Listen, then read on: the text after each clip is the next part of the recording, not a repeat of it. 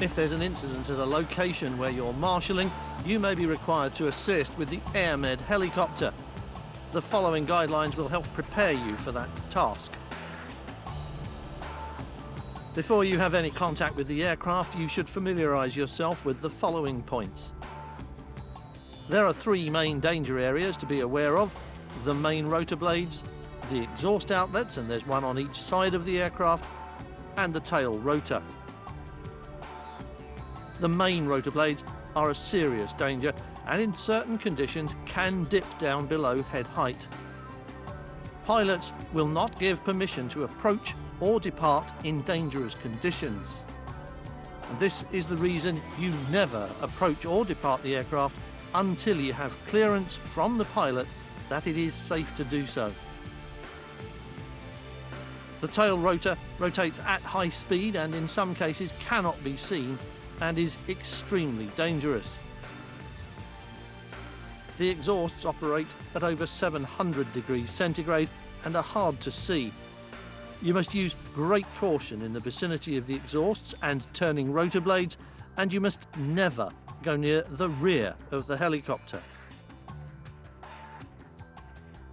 Once you've requested AirMed, there must be no smoking around the landing site or near the aircraft once it has landed. If for any reason you need to get from one side of the aircraft to the other, you must always walk round the front where the pilot can see you. Never duck under the tail.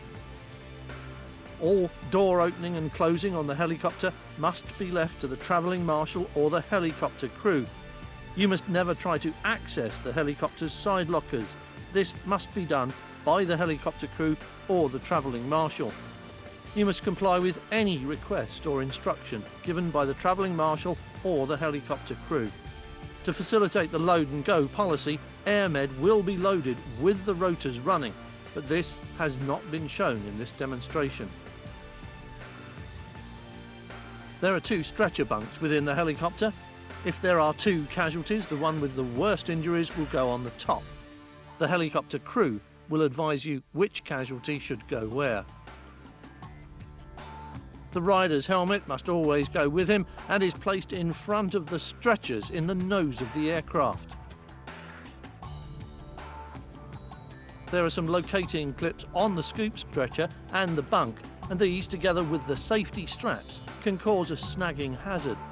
The stretcher needs to be lifted high enough to clear these when it's being loaded. When AirMed has been scrambled to your location, a marshal should ensure that the landing site is clear. Even if there are no spectators, check that no debris has been left or blown into the area. If there are spectators around the edges of the landing area, ask them to leave immediately, explaining why, and make sure they take all their belongings with them, including their children. Explain to spectators the dangers of flying object damage and advise them not to look towards the aircraft. Make sure all loose items are secured and cannot be blown onto the course, including your own headgear. Remember, no smoking, and make sure all cigarettes are properly extinguished.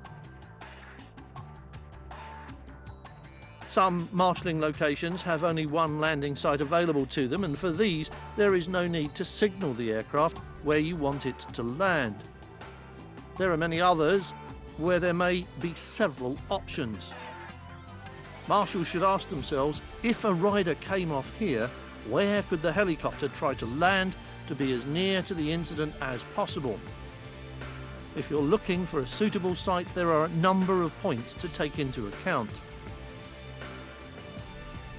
The site needs to be as large as you can find, the bigger the better, with no adjacent power lines, obstructions or trees. It needs to have as little slope as possible and no tall vegetation that could obscure uneven ground or hazards. Your colleagues may remember where the aircraft has landed in the past. If you're designated to signal to AirMed, you need to stand in the middle of the proposed landing site with your arms held aloft. When AirMed starts to make its approach, move quickly away towards the casualty. It's not always easy for the helicopter crew to see from the air where the casualty is, so your moving towards the casualty will alert them to the direction of the incident. But don't try to marshal the helicopter further, as your signal could be misunderstood. Also be aware, if you're signalling to the aircraft, that the pilot may have seen some obstruction or may know something that you don't, so he may choose not to land in the area you are signalling in. Do not be offended by this. Safety must come first. As the aircraft makes its final approach, the rotor downwash creates a sudden 80-mile-an-hour wind at about 20 to 30 feet, so be aware of the potential for injury and avert your eyes from any possible flying debris. Make sure, if you're wearing a hat, that it has been removed prior to the aircraft landing. Hopefully, your casualty will already have been secured onto the scoop stretcher and be at the edge of the landing site. Once AirMed is on the ground, one of the helicopter medics will come to the casualty. The other one will unload your replacement scoop stretcher. If there is no doctor or paramedic at your marshalling post, you will need to pass on the details of the incident and the casualty's condition. Tell the helicopter medics everything you think they may need to know, especially whether the casualty was unconscious, even if they seem fine once AirMed has arrived. When you're ready to load the helicopter, make sure everyone is ready and lift together under the direction of the person at the casualty's head. Carry the stretcher with the casualty's feet first and use both hands. Remember, no hats and no smoking.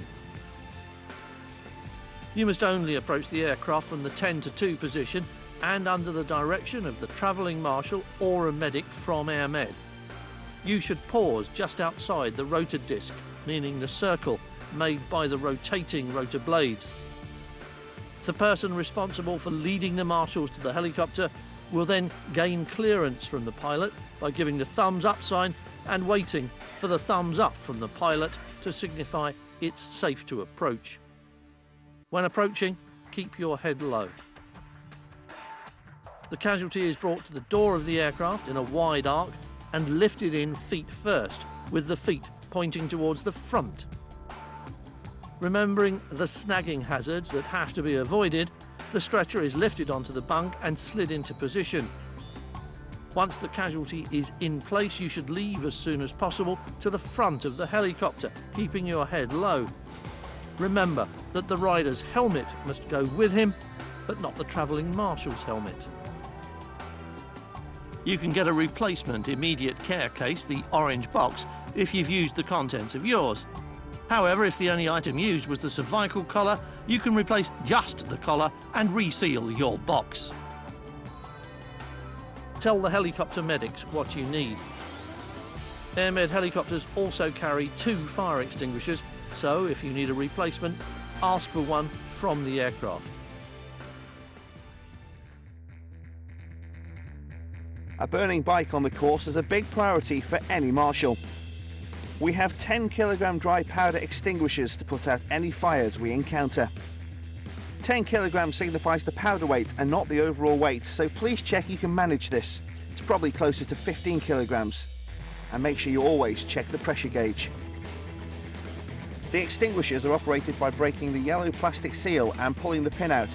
That's there to stop accidental operation of the extinguisher. Before getting too close to any fire, check the extinguisher operates by a short squeeze on the trigger. Once you're happy that the powder is propelled from the discharge nozzle, move towards the fire, directing powder in a sweeping movement. On a still day, powder will discharge to a range of about 6 meters, that's 20 feet. If possible, upwind from the fire. A full extinguisher will last approximately 20 seconds and should be capable of extinguishing a bike fire, but always be ready to get backup extinguishers if needed. If this is not enough, call the fire brigade via race control and give as much information as possible. Always remember your safety. Only go on track when all flags are out and don't panic. If possible, have a backup extinguisher available when the fire is out, as there's always a chance of the bike reigniting as the fuel and heat is still there. Dry powder doesn't cool a fire, it smothers it. Some bikes, probably more in the Manx Grand Prix classes, contain magnesium. If this ignites, it burns with a very white flame as opposed to the yellow flame and will be difficult to extinguish, and you'll need to call the fire services to deal with it. When the fire is out, be careful moving the bike. If you have to, because of residual heat from the fire, always wear gloves. Appropriate, not plastic. While this DVD is the basic introduction necessary to become a marshal, the association strongly urges everyone to attend one of their exclusive incident management courses, held both on the island and at various locations throughout the UK, in order to receive more in-depth training. There's also refresher training days at the beginning of both the TT and the Manx Grand Prix. Lastly, please remember that without marshals, there'll be no racing. So please help by continuing to volunteer for marshalling duties and by recruiting others to the road racing capital of the world, thereby supporting the many riders whose desire to ride at the TT mountain course gives us all so much excitement and pleasure. You can contact us for further information or for details of our training courses by post at the Isle of Man TT Marshals Association Limited, TTMA Office, the Grandstand Douglas, Isle of Man, IM260A, by phone on 01624 618 191, by email at info@iomttma.com for general inquiries, or training at iomttma.com for training-related emails. Or you can visit our website at www.iomttma.com. The Isle of Man TT Marshals Association would like to thank John McCartan for his assistance with his part of the presentation and Greenlight Television.